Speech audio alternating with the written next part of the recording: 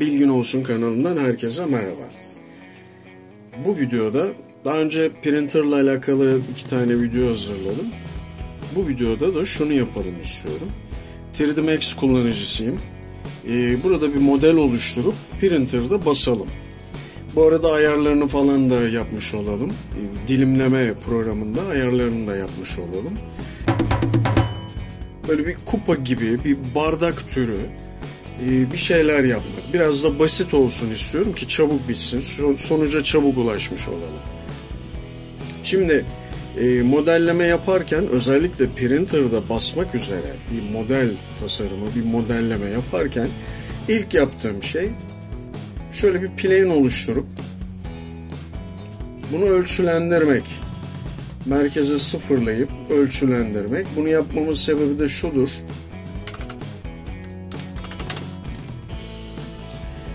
Bu printer'da benim baskı alanımı simgeliyor. Yani 20x20x yüksekliğini de ona göre ayarlayacağız. 20. Bu benim baskı alanımı simgeliyor. Dolayısıyla hani modellerken ne büyüklükte bir şeyler yaptığımı biliyorum. Şimdi kupa yapmaktan bahsettim. Şöyle bir silindir oluşturayım buraya. Bunun çapını ayarlayayım. 25 olsun. Şöyle 25 olarak ayarladım. Yerden yüksekliğini de 3 milim olarak ayarladım. Bu arada bu ölçü birimleriyle alakalı bahsetmek istediğim şudur. 1 santim printer'da 1 milime denk geliyor. Yani 3D Max'te oluşturduğum 1 santim 3D printer'da 1 milime denk geliyor. Şunu demek istiyorum. Mesela burada ölçü olarak ben 3 santim ayarladım yüksekliğini. Printer bunu 3 milim olarak yapacak. Şimdi 2,5 belirledim çapını. Dolayısıyla bu 5 santime tekabül ediyor. Bunu da merkezde sıfırlayayım. Hemen modellemeye devam edeyim. Hızlıca, çok hızlı bir şekilde.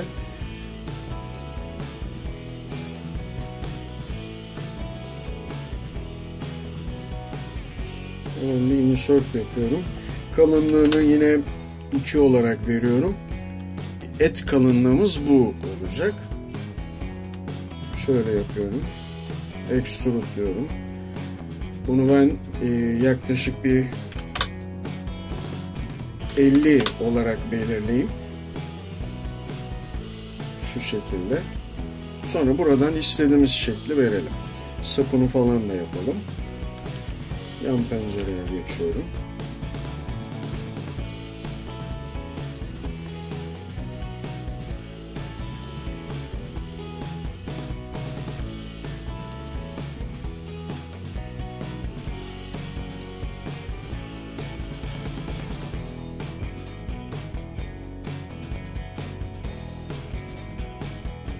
Şöyle tatlı bir kavis verdim. Evet. Bu çizgileri ne kadar çoğaltırsak o kadar güzel sonuçlar elde ederiz. Bu arada şunu açmayı unuttum ben. Biraz daha açayım. Evet. Aynen bu şekilde. Fıçı gibi bir şey oldu. Bardak yapalım derken. Şimdi buna bir sap oluşturalım. Şöyle yapayım bunu da. Şuradan halledeyim.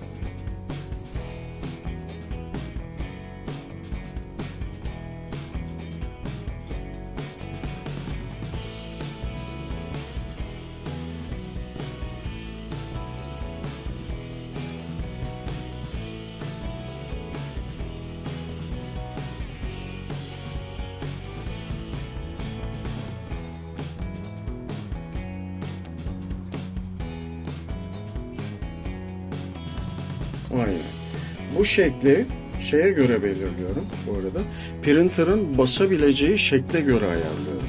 Şimdi buralara destek atmaya gerek kalmadan printer bunu bir kere de basabilsin. Çok uğraşmayalım diye bu şekilde yapıyorum.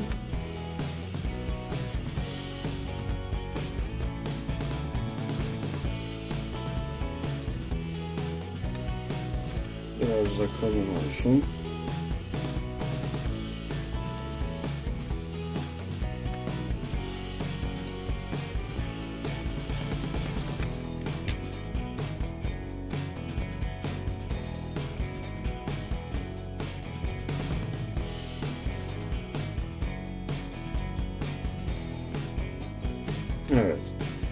böyle kalın kaba bir şeyler olacak. Şimdi 3D Max'te özellikle, diğer programları bilemiyorum. Ben genelde hep 3D Max kullandığım için, genelde değil, hep her şey için 3D Max kullandığım için 3D Max'e göre konuşacağım. Şimdi bu araları açık bırakırsak printer burayı aynen bu şekilde yapacaktır. Bizim işimize gelmeyeceğinden dolayı bunu birleştirmek gerekiyor. Hemen onu da hallediyorum.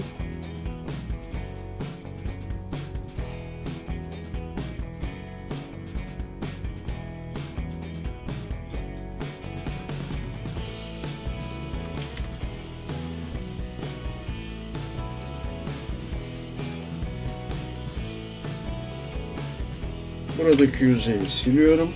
Nereye birleştirmek istiyorsam oradaki yüzeyleri de siliyorum. Buradaki noktacıkları birleştiriyorum oraya.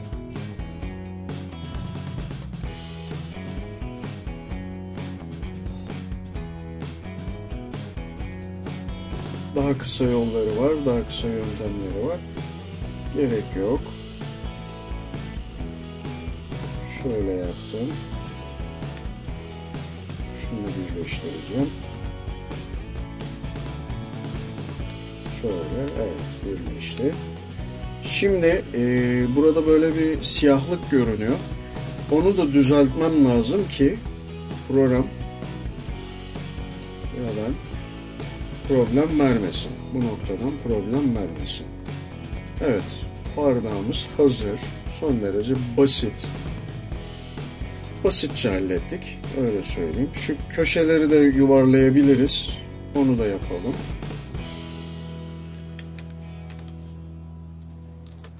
Hatta şöyle kısaca şu şekilde halletmiş olayım bunu da.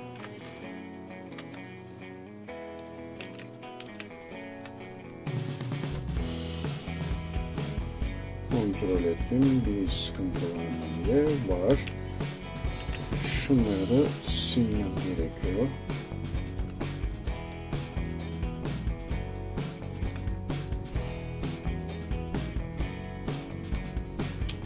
Evet. Şu an buradan köşelerini yumuşatmak için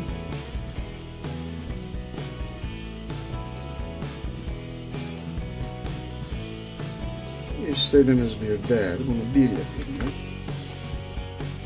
Buradan da yüzeyi kavis hale getirecek şekilde parçalar oluşturuyor. 1 yetti mi? Yetmedi. Biraz daha artırıyorum. Evet, bu daha tatlı oldu. 2,5.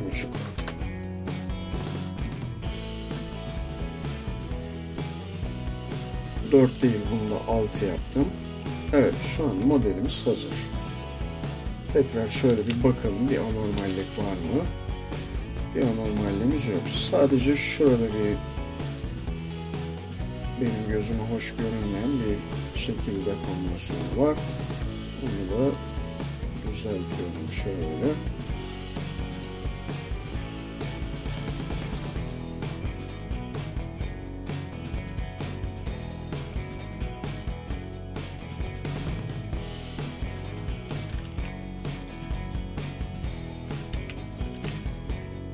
Evet, bir problemimiz kalmadı.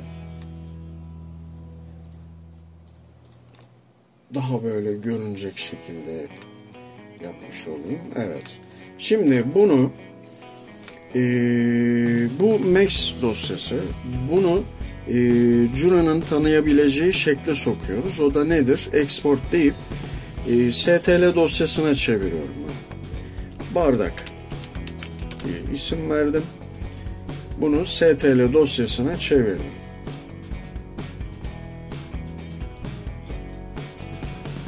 Evet, gördüğünüz gibi Jura'nın içine objemizi attım ben.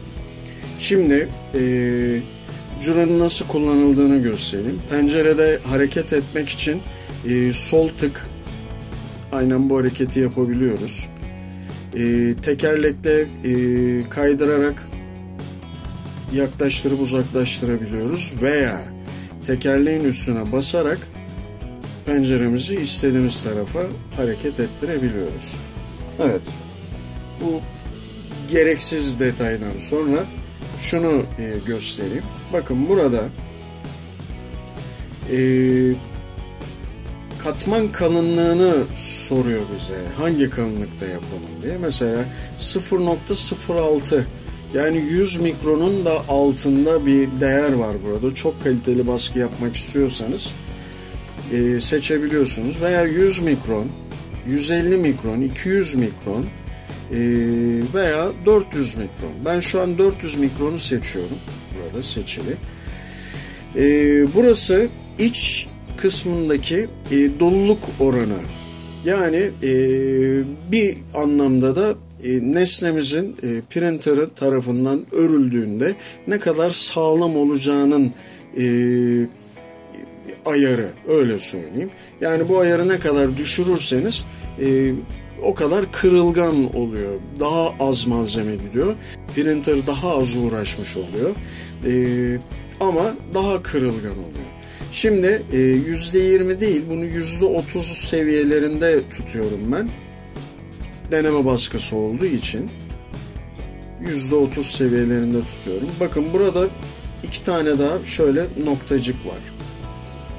İşaretlenebilen kutucuk var. Mesela şöyle tıkladığımız zaman başlamadan önce objenin şeklinde bir dış çizgi hat atıp ondan sonra objeyi oluşturuyor ortada. Veya yani bunu yapmak istemeyebilirsiniz. Kaldırıyorsunuz. Kaldırdı gördüğünüz gibi. Veya altındaki Build Plate Attention seçeneğine tıkladığınız zaman şimdi çıkacak şekli. Evet, işte bu. Şimdi bu ne işe yarıyor? Objenizi yüzeye yapıştırmakta sıkıntı yaşadığınız zamanlarda bunun miktarını artırıp azaltabiliyorsunuz. Öyle durumlarda bu çok işe yarıyor. Ben bunu da yapmasını istemiyorum. O yüzden bu kutucuğu da işaretini kaldırıyorum.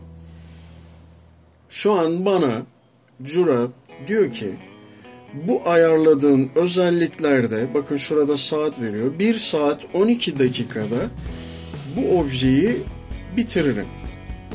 Tahmini bir rakam bu.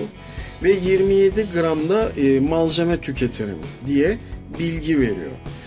Burada da objenin fiziksel yapısıyla alakalı ölçüleri veriyor. Bu ölçüler nettir ama bu süre ve gramaj tahmini bir rakamdır. Dolayısıyla hani böyle müşteriye fiyat verirken, işi fiyatlandırırken genelde ben zamanı baz alıyorum. Çünkü bu kaliteli bir baskı olduğu zaman hemen deneyelim. Mesela müşteri kalıbını yaptıracağım dedi. Dolayısıyla yüzeyinde böyle çizgilerin belli olmaması gerekiyor.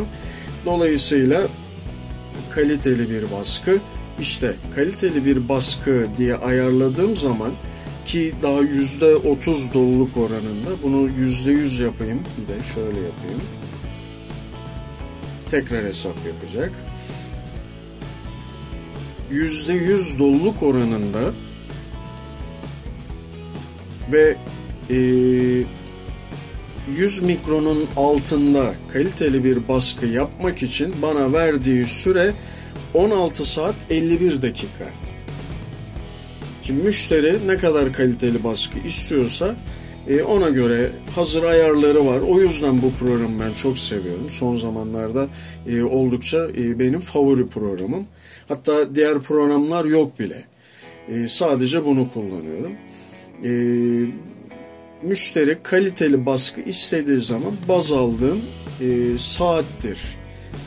Gramajla ilgilenmiyorum, ben saate bakıyorum. Bu arada 27 gramda %30 doluluk oranında verdiği gramaj ağırlığı şu an 37 grama çıkmış oldu. 10 gram daha artmış oldu kullandığı malzeme. Bu arada sürede uzadı, gramaj da artmış oldu. Dolayısıyla işte bu özelliklerde müşteriye ona göre fiyat verebiliyoruz. Ben eski haline alıyorum şimdi bunu.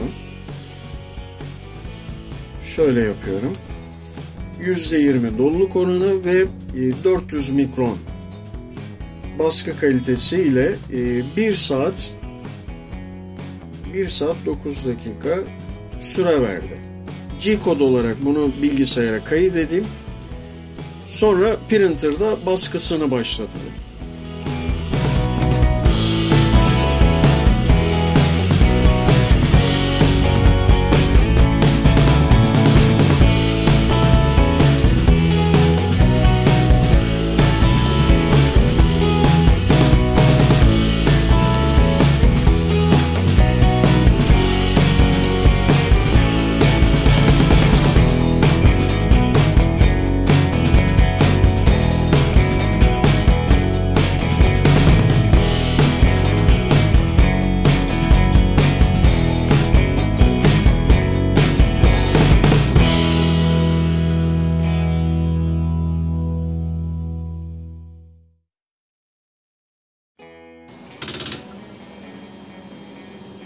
Ve bitirdi.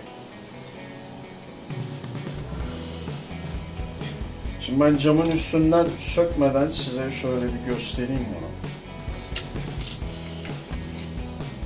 Camla beraber göstereyim. Bakın.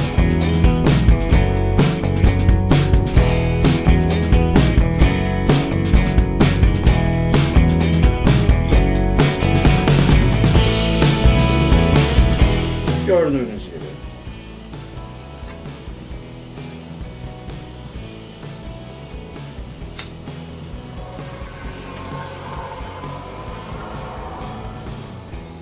Şimdi hızlıca bitirsin diye bütün ayarlarını düşük yaptım. 1 saat gibi bir süreçte de bitirdi. Yine de çok iyi bir baskı gördüğünüz gibi.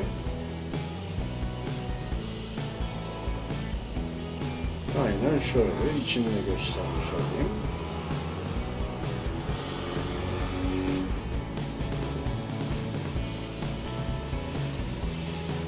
Evet, kanalımıza destek olmak için videolarımızı beğenmeyi ve kanalımıza abone olmayı unutmayın. Başka bir videoda görüşmek üzere. Şimdilik hoşça kalın.